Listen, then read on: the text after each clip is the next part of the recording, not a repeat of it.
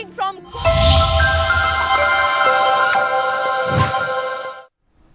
Hello and welcome. You're watching Newsx with me, Devika Chopra. Top focus right now is a high-level meeting that has taken place in New Delhi today. Newly elected Sri Lankan President Dissanayake has met with Prime Minister Modi in the national capital of India. Dissanayake picked India for his first foreign visit and has assured that he will not allow Sri Lankan territory to be used for anti-India activities. In a joint press address, Prime Minister Modi made a slew of announcements, including $14 million worth of assistance for a railway project and financial assistance to students from the Jaffna University. Dissanayake, who is said to be a Marxist, and him picking India as his first visit, could this possibly be a larger message to others? Of course, there's a lot more to discuss as far as that is concerned. But before we get into that conversation, let me quickly first listen in to what was said at today's press conference. Always also given an assurance to the Prime Minister of India that we will not allow our land to be used in any way in a manner that is detrimental to the interest of India.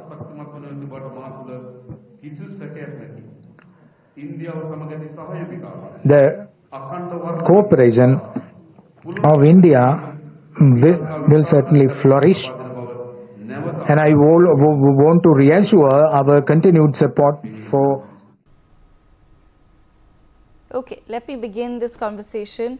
I have with me Ambassador Bhaswati Mukherjee. We also have with us Major Dhruv Katoch and Patikrit Pain. Let me begin this conversation with Ambassador Mukherjee. Ambassador Mukherjee, choosing India as the first foreign destination, is there a larger message that's being sent out to any particular country?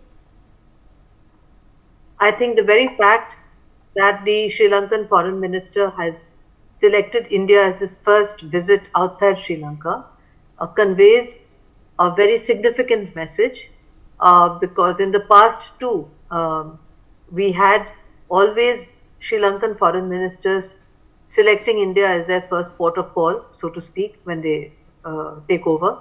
Moreover, the fact that he said that they will not allow the soil and territory of Sri Lanka to be used for anti-Indian activities also conveys a very powerful message, and also opens up the way for Indian aid, development cooperation assistance, etc., to flow to Sri Lanka, aid that is much required. And I'm sure that the Sri Lankan people, regardless of whichever government they have, are aware that when Sri Lanka was in dire need, India came to their assistance, and India came to their assistance without any preconditions or strings attached. That is the kind of relationship we've had with Sri Lanka, and it is indeed very heartening to think that a person who is of left orientation and therefore could be possibly thought to have a different kind of orientation in foreign policy, decided to make the point of coming to India first, and to make this very valuable point, since there have been efforts by China to use Sri Lankan ports, etc., for visits by their warships, etc., which are very disturbing considering the proximity of Sri Lanka to India, and the fact that all this is happening just off the coast of India. So I think that this visit is of great significance, and it is also reassuring at a time when we are having other problems, very serious problems in our neighborhood, that we have been able to, like Maldives, come to some kind of good understanding, working relationship with the government of Sri Lanka, the new government of Sri Lanka. Okay. Major Dhruv Katoch, the same question to you. So I want to understand from your perspective, when Dissanayake comes to New Delhi and says that he will not allow Sri Lankan territory to be used for any activities that are detrimental to India, is that somewhere also a signal or a message to China that, listen, perhaps my political predecessors allowed you to dock your so-called research ships, so on and so forth, at the Hambantota port, but perhaps it's going to be different under me? Thank you, Devika. Yes, I think this visit of the president is very, very significant, especially the fact that he has directly addressed India's security concerns and India's sensitivity to the matter. I think he's well aware of the fact, as are all politicians from Sri Lanka, that India is very sensitive to any Chinese warships actually coming and receiving port facilities in Sri Lanka. And that issue has been, I think, dealt with very conclusively and very comprehensively. The second part of it is, I think, the fact that he's coming here and the statements which have been made, it augurs well for the future also, because he's talking a great deal about, the economic development between the two people, and the fact that Prime Minister Modi has, of course, offered to build a railway line there. All these are part of the integral package. Ambassador Mukherjee spoke about, India giving aid to these countries, which is unconditional. I think that is something which is very important, and which because our neighbors are now gradually trying to understand that, because whenever assistance is taken from China which cannot be repaid, then those countries get into a debt trap with China. Sri Lanka found that to its cost a few years earlier, and then India bailed them out without any strings attached. Now also India will continue to help Sri Lanka without any strings attached. And I think that message has gone down very deeply within this particular political party, the JBP, which is a left-leaning party, and which for many years has been a revolutionary party. But the fact is now it has become since a couple of decades now, it has been mainstreamed.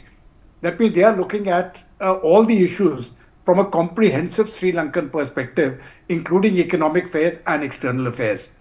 So to that extent, I think the statements which have come out, the signals which are being shown are very, very positive, and it will establish very good interpersonal relationship between the two leaders, as between the peoples of the two countries.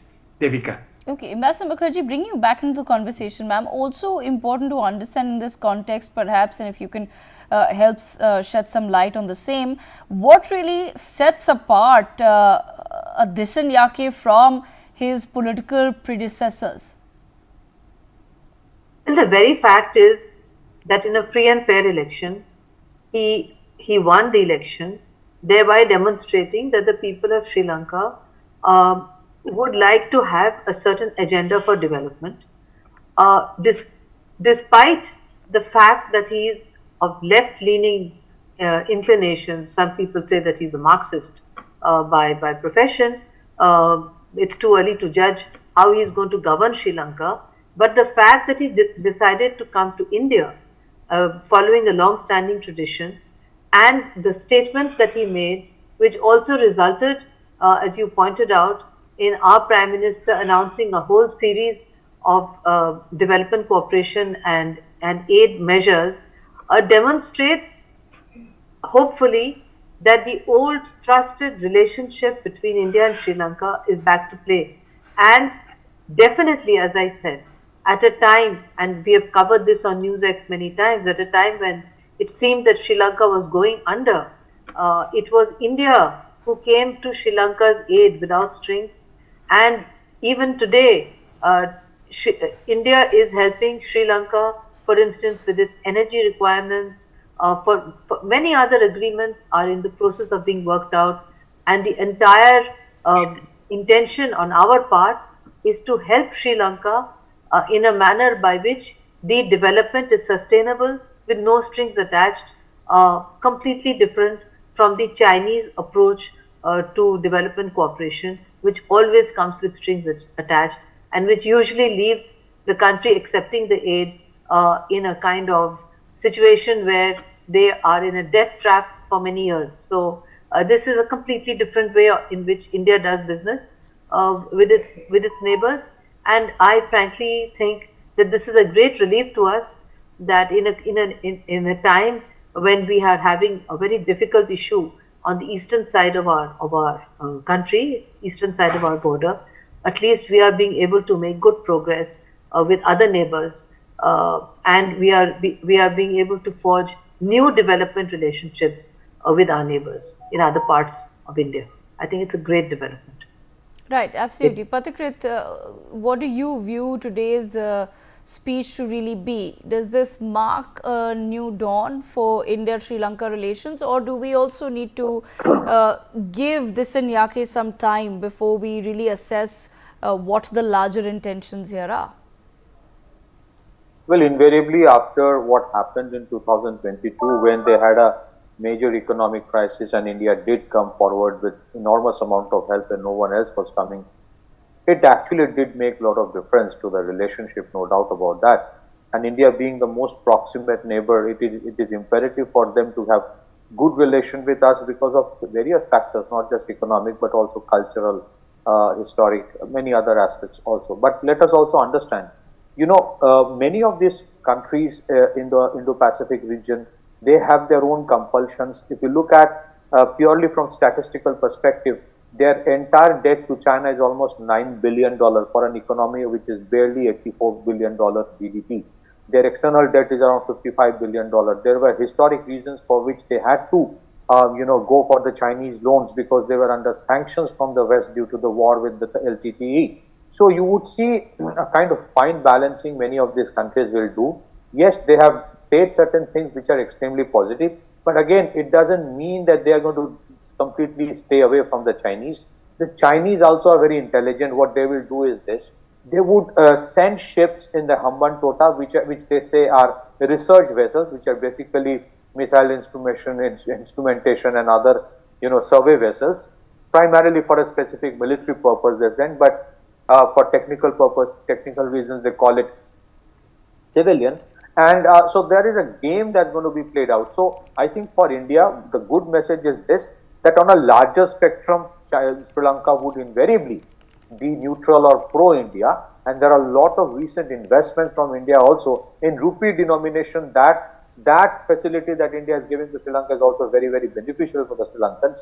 You would see on a larger dimension, they will be pro-India or neutral, but also at the same time, they would also have to accommodate the Chinese at times. So I think India also understands this compulsion for the Sri Lankans because of the debt factors, because of various other factors.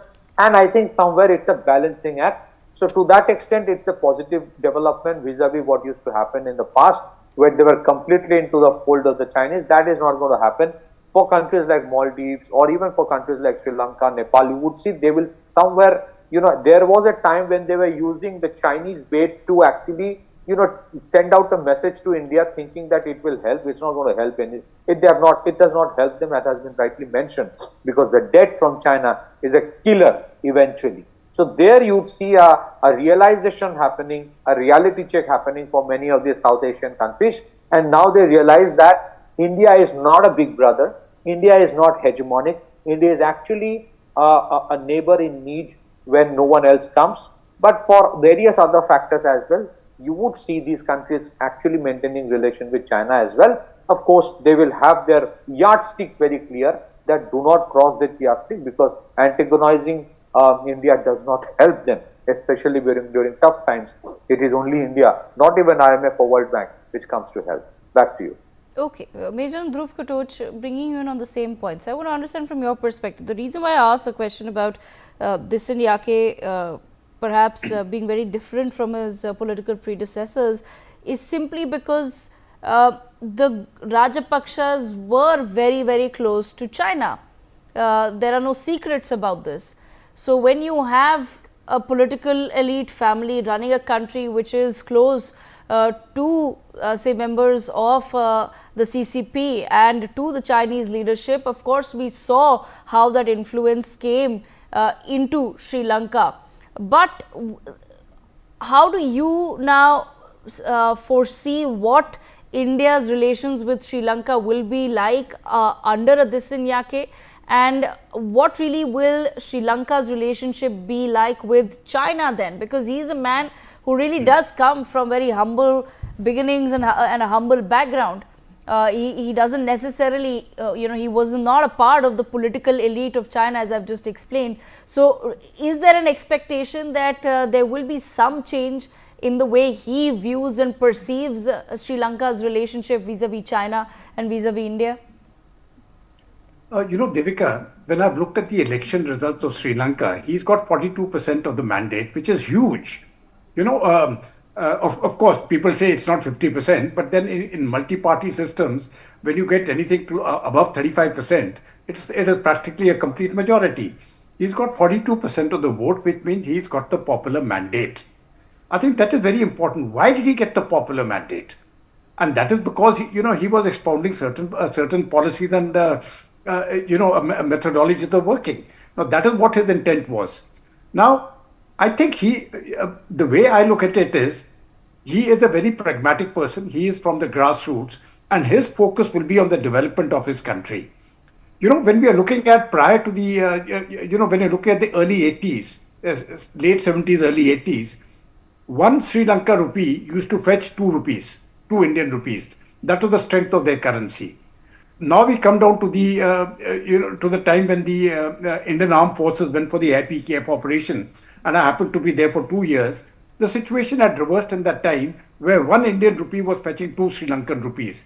You can see the huge difference in values of currencies. Now, that has made a huge dent as far as the Sri Lankan economy is concerned. And I think the president now will be thinking of reversing that trend and, getting a little bit of prosperity back to his people. To get that prosperity back, they require a very high influx of tourists from all over the world coming to Sri Lanka. And for that, they require peace. I think his focus will now be on getting that peace to his country, the peace dividend. His problem is not so much from external forces. His problems are going to be internal from the various factions which are there within Sri Lanka, as they are in any other country. I think he will be there to keep that under control, and for that he would require India's assistance. One of the reasons why Europe has developed a lot is because they developed under the umbrella of a security assurance from the United States. I think President Dissanayake can also go on that line. He doesn't really have to invest too much in his security forces, in his military especially, because India is there as a neighbor who will ensure that he's protected. So he can actually use his resources for other issues. For that, he requires India more than any other country. He certainly doesn't require China for that, because then the fear of being gobbled up is very, very high. He has seen what has happened to the previous president, the way they went into a debt trap. Now, the reason they went into a debt trap, of course, it's very contentious and I won't like to state it here. But the Chinese are known to supply certain goods and services to leaders so that they keep them in their pockets, so to say.